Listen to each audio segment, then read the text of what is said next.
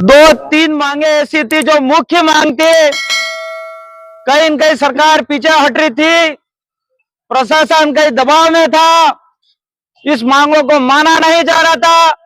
लेकिन आप सबके संघर्ष और आप सबका ये धरना जारी रहा, आपकी ताकत से हमारी ये मांगे मानी गई है। और ये मांगे मैं आपके सामने सार्वजनिक करूंगा। ये लेट इसलिए हुआ कि प्रशासन भी हमें बोल रहा था कि मौखिक रूप से आप घोषणा करो, लेकिन हमने कह दिया हम लोग मौखिक रूप से घोषणा नहीं करेंगे, लिखित रूप में हमको दीजिए। इसलिए आज जो दौड़ा की बड़ी घटना हुआ, घटनाक्रम हुआ है, वो किस हिसाब से हुआ है उसको लेकर आप सबको दुख है। जब 3 दिन पहले हम दौड़ा थाने के सामने धरने पे बैठे थे, उस समय चाहे वार्ड पंच जनप्रतिनिधि हो, चाहे सरपंच हो, चाहे डेलीगेट हो, चाहे समाज सेवी हो, चाहे किसी भी संगठन का हो, चाहे किसी भी पार्टी का हो, वो दिल की आवाज से बोल रहा था कि इस थाने के अंदर ये सीआई इतना लापरवाह है, ये कांस्टेबल इतना लापरवाह है, ये एएसआई इतना लापरवाह है, ये खुलेआम बोल रहे थे। और हमारी सबकी मांग एक ही थी कि वो पूरा का पूरा थाने के अंदर जो कर्मचारी दोषी है उसको बर्खास्त किया जाए। लेकिन कोई नियम प्रक्रिया के आधार पे हमारी मांगे मानी है और हम लास्ट तक लड़ाई लड़ेंगे भी सही।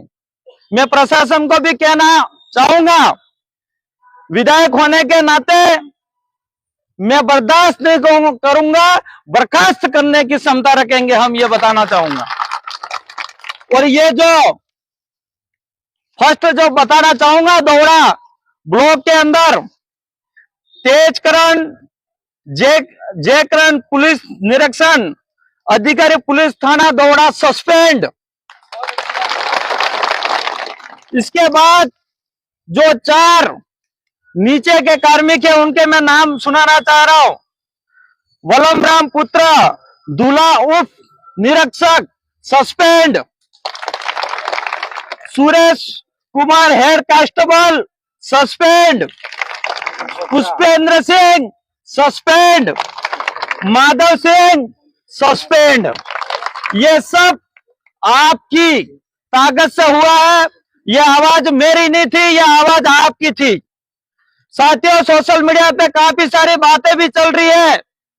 ये विशेष जाति से विधायक टारगेट कर रहा है, लेकिन मेरा भाई भी होगा तो भी मैं नहीं छोड़ूंगा इस चीज के लिए। इसके अंदर हमारे समाज के भी है एक भाई, हमें भी दुख होता है। लेकिन ये पुलिसकर्मी जब उनके पास वर्दी होती है, हाथ में लाठी होती है, बिना गलती से सिंघम के रूप में काम करते हैं, वो हमें दुख होता है। इसलिए हम आपको साथ नहीं दे सकते।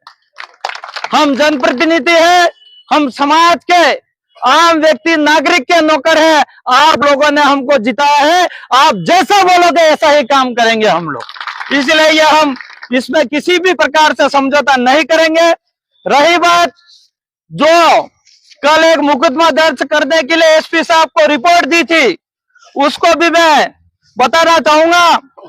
जो दिलीप आहारी के हत्यारा और गिरफ्तार करने की सजा दिलाने के लिए संबंध में दिया था, तो वो भी रिपोर्ट दर्ज हो गई है और इसकी भी कॉपी दी गई है। साथियों, इसके अलावा एक अपनी मांग थी कि सरकारी नौकरी, वो जो हमारा परिवार है, दिलीप भाई परिवार के पिताजी 10वीं फेल है और उनकी एक बहन है, वो जीएनएम नर्सिंग कर रही है, शायद 3rd ईयर चल रही है, और एक छोटा भाई है, उनका गोविंद भाई है, 12वीं में पढ़ रहा है और इसकी 17 साल की एज है। लेकिन अभी वर्तमान एज जो भाई हमारे दिलीप भाई के पिताजी जो जीवराज जी को एक संविदा कर्मी सरकारी नौकरी जो रघुनाथपुरा गांव के अंदर हॉस्टल है, इसके अंदर नौकरी दी गई है।